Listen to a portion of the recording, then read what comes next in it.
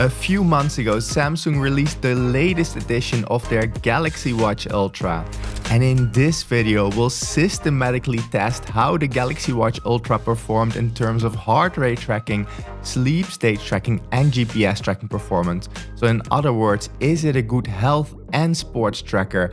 And we'll compare its performance to that of many other devices out there. So over the years, I've tested so many devices, and we'll specifically be focusing on some of the newer devices as well and how these compare to the Samsung Galaxy Watch Ultra, whether it be a Pixel Watch, an Apple Watch, or a device from Coros, Suunto, Garmin, or Polar. So we have a bunch of different devices out there.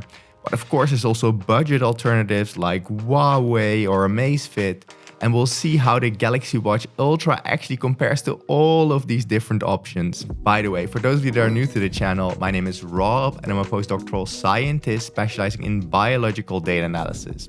And data analysis is exactly what we'll look at in this video. So I have a bunch of testing data to share with you.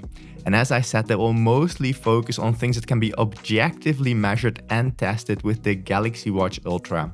Now, this is the latest edition of the Galaxy Watch Ultra, sort of the Galaxy Watch Ultra 2, but the main difference with the old edition is just stuff like memory, and there shouldn't be major differences in the actual sensor. So I expect the performance, if it changed compared to 2024, for instance, when the original Galaxy Watch Ultra was released, any differences should mainly be due to software or firmware updates. And that's actually where we saw something very exciting with the Galaxy Watch 8, where we potentially saw improved sleep stage tracking performance. I recently helped out with a scientific study on the sleep stage tracking performance of different devices. Unfortunately, we couldn't add Galaxy Watches to that whole testing setup since we were limited in the number of devices. In the end, we decided not to include the Galaxy Watch Ultra 2 or Galaxy Watch 8, but we mostly focused on devices that did really well in my testing already, like for instance different Google products or also the Apple Watch. But in this video, we'll be specifically focusing on the Galaxy Watch Ultra 2 and also how that compares to the Galaxy Watch 8 and all this competition out there. And that includes things like straps, like this Whoop strap right here, but also sports brands and more budget devices, like I said before. So let's get right to the data. I have a lot of data to share with you. And the first thing I want to look at is the heart rate tracking performance. And I did a number of different exercises, and those include spinning, so indoor cycling, outdoor cycling, running, and weightlifting. But let's start with the spinning results. And here's an overview of how the Galaxy Watch Ultra 2 did for indoor cycling. And it's actually doing quite okay, I would say. Preferably, we want this correlation value, this R value up here, to be higher than 0.95, but 0.94 is already really close. And we want all points to be as close to this blue line as possible. So we're comparing the Galaxy Watch Ultra 2 here on the vertical axis to the Polar H10, which is one of the most reliable ways of measuring heart rate. And as you can see, I did a total of 5 spinning sessions where I tested the Galaxy Watch Ultra. So 2 in summer and 3 here in the winter. So overall here, I would say it looks pretty good. So most points are close to the blue line, where the blue line indicates perfect agreement. But there is still something going on where it's sometimes detected too high heart rate and sometimes too low heart rate. So let's take a look at that. And let's work our way backwards from some of the latest testing that I did to some of the older testing. So this session looks quite good, where we have the Galaxy Watch Ultra 2 in red and the reference in blue-green. Only right here that the Galaxy Watch Ultra 2 detected too high heart rate. This session also looks pretty good, but again here near the end, the Ultra 2 detected a too high heart rate. Now I'm saying Ultra 2 just to indicate this is the latest model, but it's still more or less the same as the other Ultra. Also this session looking pretty good with one moment, one interval again where I detected a too high heart rate. And the same here for this session. And actually even worse for this session where I detected an increase in heart rate and not a decrease. Overall, pretty solid result. However, there are better devices out there, as I can actually show you. So right here, I have an overview of how many different devices perform based on that correlation, with the Galaxy Watch Ultra 2 marked in red. And as we saw, that correlation is 0.94 right here. So quite a decent result, but not quite perfect. Let's get rid of the worst performing devices in this overview so we can actually read those labels better. So that is what is shown right here. So these are just the devices with a correlation of 0.90 or higher. And the Galaxy Watch Ultra 2 is doing okay, though not great. It's actually quite close to, for instance, the Polar Pacer Pro, the Coral Pace 3, also the Galaxy Watch 8 that I retested it, very similar right here. So the Galaxy Watch 8 almost performs the same as the Galaxy Watch Ultra 2. And this makes sense since they basically have the same sensor. So maybe on the Galaxy Watch 8 it's just slightly differently positioned on the device. So I can actually show you that side by side. So the shape of the bump, I think it's probably hard to see, might just be slightly different. But otherwise the sensor is the same between the two devices. So that makes complete sense. Now, if we just look at the better performing devices, so these are just the devices with a correlation of 0.98 or higher, we can see that Apple Watches, for instance, also some Huawei devices, and also the Pixel Watch are definitely better heart rate trackers. So here we have the Pixel Watch. So both the Pixel Watch 3 right here and the Pixel Watch 4, both of which are more direct competitors of the Galaxy Watch Ultra, just because they all work on Android. So I think both of them are doing better than the Galaxy Watch at this point. Now, all these Galaxy Watches, including this Galaxy Watch Ultra 2, are probably good enough for most people for indoor cycling. If you want absolute perfection, there are just better devices out there. But let's now make things even a bit more difficult and let's take a look at the results for running. So those results are right here. So now we have a correlation of 0.97, which is definitely better. And most points are close to or on the blue line, though we do see slight deviations, which does make me think that maybe 1 or 2 times there were minor cadence lock issues. So in cadence lock, instead of measuring your heart rate, it's measuring your running frequency. So your running also creates this periodic signal in the heart rate sensor, and it can confuse that running frequency then for the heart rate frequency. But let's take a look at the individual runs so we can actually figure this out. So I have a total of 4 runs to work with. Again, let's work our way backwards. So here we have one more continuous run that I did. And right here, the Galaxy Watch Ultra 2 really performed well. This run doesn't look quite as good. So you can see moments where I deviated, didn't detect the full peak in my heart rate here. Just a bit noisy, probably still good enough. During this session, I can again see some minor issues with detecting a too high heart rate. This could be cadence lock actually. And this session looks okay, I would say. Here I did a lot of small intervals, and though it wasn't perfect, I would say this would be good enough. So for running, I'm reasonably happy. It's definitely not perfect, but likely good enough. But we can again compare these results to the competition. And that is shown in this overview right here with again the Galaxy Watch Ultra 2 marked in red. And compared to the competition, it's doing decently well. Let's zoom in again to some of the better performing devices. So right here, we only have the devices with a correlation of 0.9 or higher. And even amongst those, the Galaxy Watch Ultra 2 did a really decent job, actually quite close to my initial testing of the Galaxy Watch 8 Classic. But again, likely some Pixel Watches do better. So here we have the Pixel Watch 3, for instance. I should mention here that in my initial testing of the Pixel Watch, I did have one run where the Pixel Watch had a really weird result, where it I think either had strong cadence lock or detected double the heart rate. I don't remember what the exact issue was, but that also didn't perform perfectly. However, given that the sensor of the Pixel Watch has generally done better on me than Samsung sensors, and that the other Pixel Watch 4 and the Pixel Watch 3 didn't have this issue, at the time I actually wrote this off as a fluke, which it might have been. So I would still say that the Pixel Watch, even for running, is a more reliable heart rate tracker than the Galaxy Watch Ultra 2 in this case. And the same is true for the Apple Watch, which always does well on me. Now, in general, the most reliable way of measuring heart rate is by using a chest strap. So this chest strap that goes around your whole chest and use this ECG instead of PPG on the wrist. That's just a lot more reliable. But for running, I would say the Galaxy Watch Ultra 2 did good enough. But let's now move to an even harder exercise for it to track. And we have those results right here with now a correlation of 0.9, which is really borderline. I think it probably had some deviations that I wouldn't be totally happy with.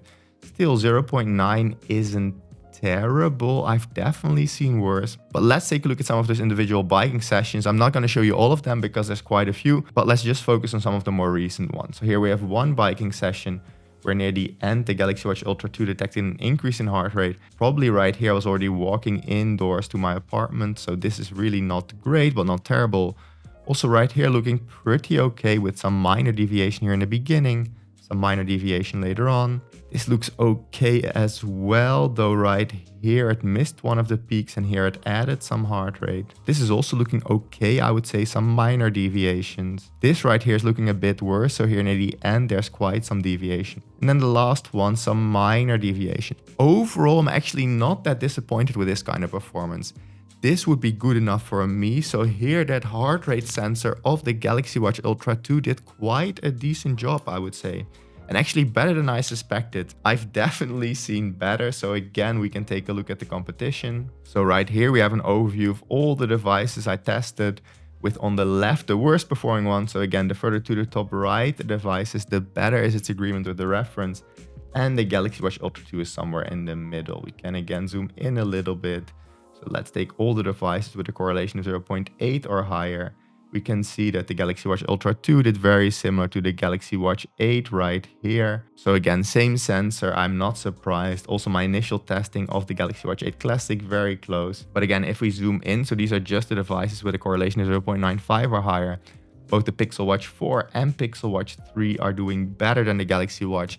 So on Android, I do believe I would prefer, not design-wise necessarily, because one can debate if the Pixel Watch looks better than the Galaxy Watch, but in terms of performance, I would prefer the Pixel Watch over the Galaxy Watch for heart rate tracking, though I have seen some improvements now over time with Samsung, and I'm not that disappointed. It might just be good enough for many of you.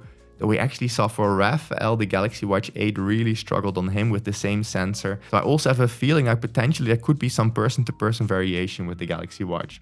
But these are the results as I have them.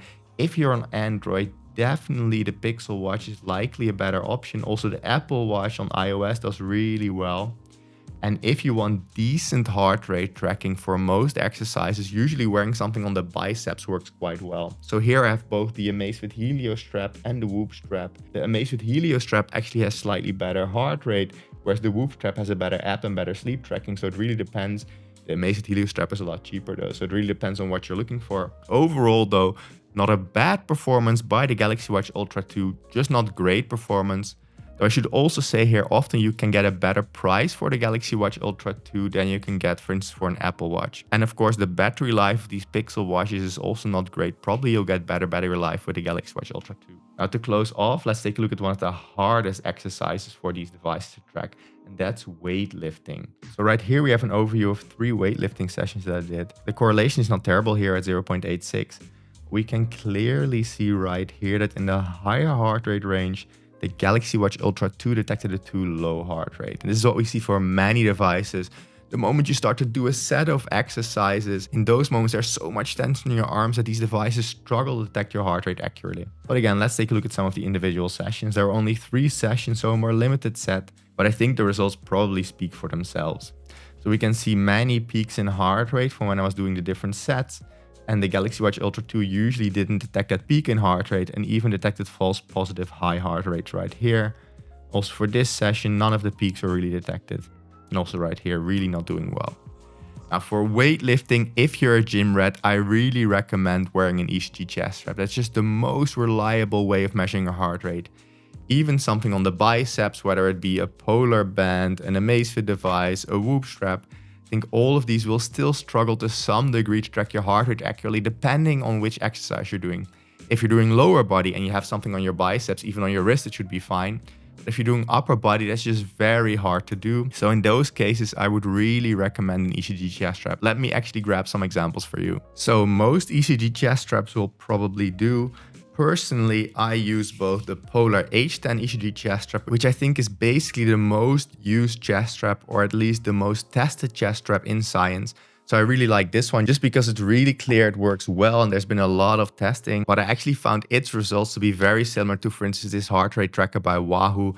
Again, a chest strap, the most reliable way because it measures heart rate based on that electrical signal of the heart, and not based on blood flow changes on the wrist. It's just a much cleaner, easier to use signal. So those are the heart rate tracking results of the Galaxy Watch Ultra 2.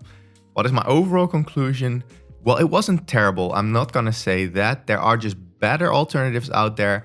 But on me, actually, in many cases, I would judge it as being good enough. And that's also a question. There's some nuance there that you have to ask yourself. How much accuracy do you need Do you want the ecosystem of Samsung? Are you really happy with that? And are you just willing to sacrifice a little bit of performance for being in that ecosystem? Maybe you don't like the Google ecosystem, or you don't want to get an iOS device, so you have to have iOS to use an Apple Watch, for instance. It's always a balance between things. As I said, for me, this kind of performance is just on the edge of being good enough. I think I could live with it, though I'd probably still use an ECG chest strap, which as far as I know, currently you cannot connect to a Galaxy Watch, so you have to use its own internal heart rate sensor. In those cases, actually sport watches are better, like the Suunto device or the Coros device, Garmin, Polar. All of them allow you to connect to an external heart rate monitor, which is the most reliable way of measuring heart rate. Also, the battery life will be better on sports watches than on these kind of smartwatches like the Galaxy Watch, the Apple Watch, and the Pixel Watch. So in the end, it really depends on what you're looking for. But as I said, we're gonna focus on data. So let's now move on to the sleep stage tracking performance, which seems to have improved, at least based on my Galaxy Watch 8 testing. So let's see if that's also true for the Galaxy Watch Ultra 2. But before doing that, running this channel next to my full-time job as a scientist is neither easy or cheap. I pay my editor Alex, for instance. I buy a bunch of camera equipment. And in addition, I buy most of these watches myself. I, for instance, bought the Galaxy Watch Ultra 2, also the Galaxy Watch 8 Classic, the Galaxy Watch 8, the Apple Watch Ultra 3, and a bunch more of these devices. So if you want to support me, there's multiple ways of doing that. The most direct way is by becoming a YouTube member, which is basically like Patreon on YouTube and gives you early access to many of my videos like this one, so my members will have seen this before you. Now, another way many people have been doing recently of easily supporting me is by using my Amazon affiliate link before making any purchase on Amazon. So if you click that link first and make that your default way of going to Amazon, it earns me a small commission and it doesn't cost you any extra. So that's the easiest way of supporting. I've actually seen my Amazon affiliate income go up slowly, and that really helps support the channel as well. You can even bookmark it with Command or Control D, and just by making that your way of going to Amazon, it's such an easy way of supporting, and I really appreciate it. Finally, there's different affiliate links in the description below as well that give you the best discount possible on many products like the Whoop strap, an 8-sleep pod, an Oura ring, a bunch of different devices that did well in my testing. Thanks so much for supporting. Don't forget to subscribe, but let's take a look at those sleep tracking results. So this right here is an overview of the sleep testing result of the Galaxy Watch Ultra 2. And the way I tested it is by comparing it to an ECG chest strap. So that's a device you wear on your head that measures your brain waves and is one of the most reliable way of measuring sleep stages. It's not quite as complicated as polysomnography, the gold standard, so it's sort of a silver standard, but good enough to get some general impressions of the sleep stage tracking performance of the Galaxy Watch Ultra 2. And we're only gonna focus on deep sleep, light sleep, and REM sleep because awake detection is a bit overestimated by this device. So those 3 sleep stages up here we can more or less reliably track. And we're going to compare those against the sleep stages as tracked by the Galaxy Watch Ultra 2. And if those two would perfectly agree, all values on the diagonal right here, so those in yellow, should be 100%. Now, first of all, we see that about 76% of what was deep sleep according to the reference was also deep sleep according to the Galaxy Watch Ultra 2, which is pretty good, I would say. Most confusion was with light sleep in this case. Light sleep agreement is where it struggles most. Only 57% of what was light sleep according to the reference was also light sleep according to the Ultra 2, and a lot of extra deep sleep and REM sleep was detected in this case, so at 16 or 17% and 19%. So that's a little bit less than ideal. REM sleep agreement, on the other hand, is pretty decent at about 77%. Now, REM sleep is actually the sleep stage that many devices struggle with, especially sports trackers like Garmin, Suunto, Polar. The REM sleep appears to be one of the hardest sleep stages, and that's actually pretty okay, I would say, for the Galaxy Watch Ultra 2. So Samsung definitely seems to be improving their sleep stage tracking. But we can actually show you this better by comparing this performance to that of the competition. And that is displayed in this overview right here, where the average agreement over those 3 sleep stages is along the horizontal axis, and the agreement of the worst out of those 3 stages is along the vertical axis. Because I want it to be good on all sleep stages, I also plot the worst sleep stage. And all devices tested against the Z-Max EEG headband, the one used in this video, are marked in green. And we have the Galaxy Watch Ultra 2 right here, quite close to the results for the Galaxy Watch 8, and definitely seeming a little bit better than the results we had, for instance, for my old testing of the Galaxy Watch Ultra in 2024. So there definitely appears to be some improvement, at least based on my testing. And my hope is that this means that Samsung is investing in getting better sleep stage tracking and is actually significantly improving over time. They're still not quite as good as, for instance, the 8 Sleep Pod, my favorite sleep improvement device, especially the latest generation 4 and 5 do really well in my testing. It's one of the best sleep stage trackers out there, but also one of the best sleep improvement devices. So it actually cools and heats each other bed independently. So the 8 Sleep Pod is not a wearable, but something that goes around your mattress. It cools and heats. It's really one of my favorite devices out there, but it's so expensive. Only get it if you can really afford it. If you still want to get it and want to get the best discount possible, I have an affiliate link in the description below that gives you just that. If you want to go a bit cheaper, the Pixel watches actually also do really well in my testing. So they had a recent update, which seems to have significantly improved their performance. We actually did a scientific test of the old algorithm, which was pretty okay, about the same quality as the old Whoop algorithm. So the old Whoop algorithm is right here. The new Whoop testing is quite a bit better, at least based on my testing. So the new Whoop is all the way up here. Also, the Oura Ring is a good sleep stage tracker. And the Apple Watch is also still a pretty good sleep stage tracker. I recently made a video about that. The only thing it really struggles with is deep sleep. It just detects too little deep sleep. However, if you take the overall Cohen's kappa, which is like a sleep statistic, it still performs about the same as the Oura Ring. The Oura Ring is just much more consistent over those individual sleep stages. So it really depends what you want to do. And there's more nuance to this that I'll explain in a future video. It's not just about the total percentage of deep sleep. You also want between the nights for it to agree very well the reference. So with that, I mean that if you had more deep sleep, the app should show you more deep sleep, even if the absolute number is not correct, if at least between nights that ratio is correct. Overall, though, the Galaxy Watch is sort of a second tier sleep stage tracker, I would say. It's pretty close to some of the better ones, especially based on my Galaxy Watch 8 testing. But if we sort of average out what we have here for the Galaxy Watch 8 and the Galaxy Watch Ultra 2, my two most recent tests, I would say it's somewhere in the realm of that old Fitbit algorithm. So not the updated one, but the older one, or that old Whoop strap algorithm. Again, more testing is needed. I actually also already gathered a lot of data for the Galaxy Watch 8 Classic, and I'll try to release that video in maybe a month or so. Sorry, it's been very long coming, but I lost a lot of data, so I had to retest. It was a whole thing. But in terms of sleep stage tracking, definitely not a bad performance. A lot better than sports watches, and I'm happy that Samsung seems to be improving. Now to close off, let's also take a look at the GPS tracking performance. GPS is important for tracking your location, so you get your speed during your bike rides, your pace during your runs, and your total distance traveled. So let's see how the Galaxy Watch Ultra 2 did on me. And let's start by taking a look at the results for 8 times I cycled to work. So I always try to cycle the exact same route. And then we can see how good the signals overlap. And if they overlap very well, that likely means that the GPS tracking performance was pretty good. But if they deviate a lot, then it's a good indication that the GPS tracking performance wasn't that great. And I mostly start my rides on the corner right here. I started also from my home, which I don't want to show you. But you can see that at least the signal was acquired relatively quickly. And then if we go along the ride, at least here in the beginning, we still see quite some deviation. But hopefully that will actually even out over time as it acquires better satellite connections. So in the beginning, there's still a bunch of deviation. Here it's already looking a bit better. Still here, I would say there's quite a bit of deviation. Here I actually took 2 different routes. And usually along here, it starts to look better because it's easier to measure my GPS location. Though I would say there's still more deviation than I'd like to see, though it's definitely not terrible, and it somehow seems to be split up into 2 pieces. So maybe some calibration issue. Still a lot of deviation here. Also right here, quite some deviation. Not really happy with these results. It's definitely not absolutely terrible, but it could be better, I would say.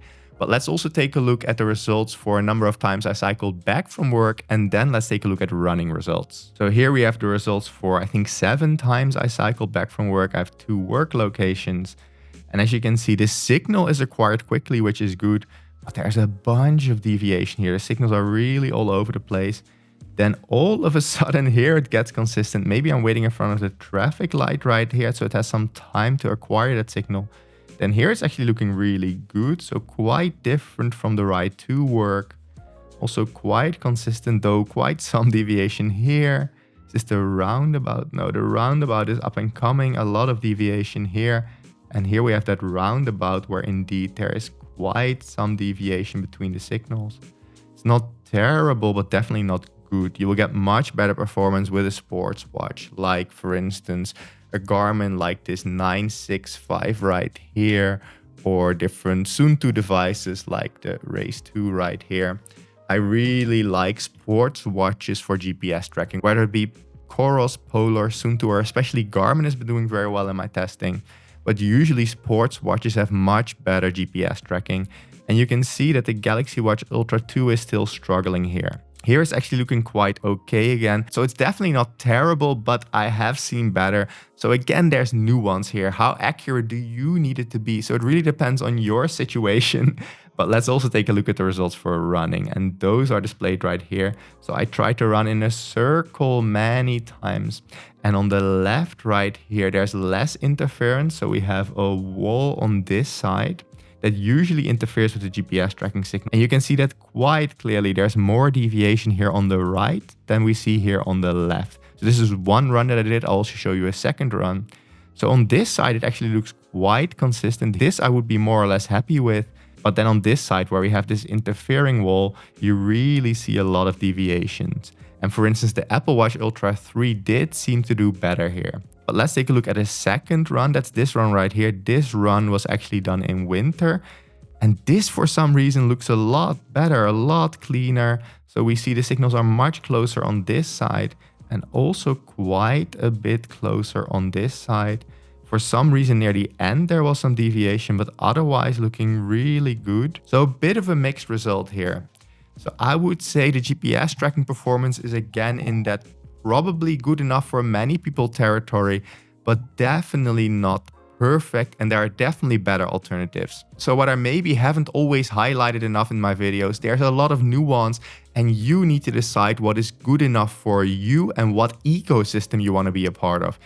If you already have a Samsung phone, maybe a Galaxy Watch is actually the best choice. Even though the sleep stage tracking isn't perfect, maybe it's good enough. It's always sort of second tier, it seems. So second tier heart rate tracking, second tier sleep stage tracking, and second or third tier GPS tracking. So definitely not horrible performance here. So this is why I really don't like giving general advice. It always depends on a person's specific circumstance. If you really do a lot of sports and you go for long runs, or maybe you go in the mountains a lot, then maybe the battery life of the Galaxy Watch is already not good enough for you and you need a sports watch.